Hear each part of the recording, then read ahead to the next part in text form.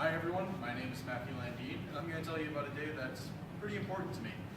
It was a day through history where laws were changed, as well as trials and tribulations were met. This day is November 4th, my birthday. So in 1646, Massachusetts had passed a law that anyone who didn't believe in the Christian faith would be put on death row.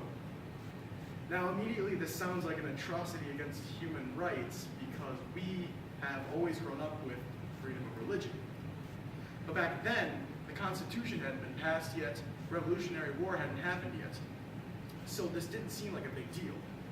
Even later still, they had passed more laws, so things like if you didn't show up to Sunday services, you would be given a fine. However, these laws were later repealed when the Revolutionary War was won, Constitution was passed, all that kind of stuff. With the coming of a new nation, winning the Revolutionary War, new inventions came in. A time of inventing, a time of prosperity. Along with this time was the invention of the wagon train.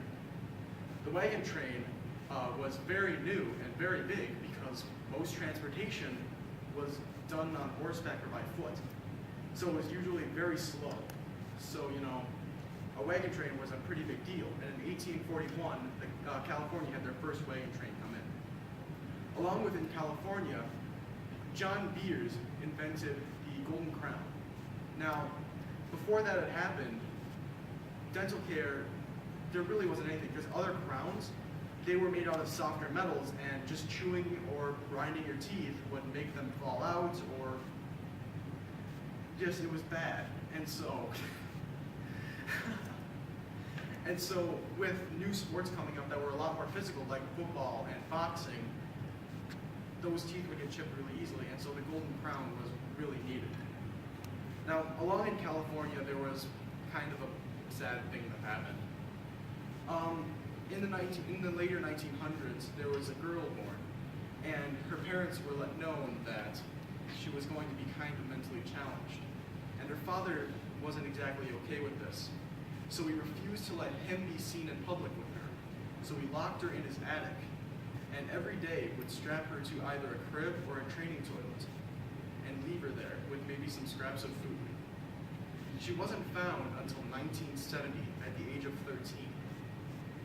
She was finally rescued by public service officers and was taken to a mental institution where she was actually examined.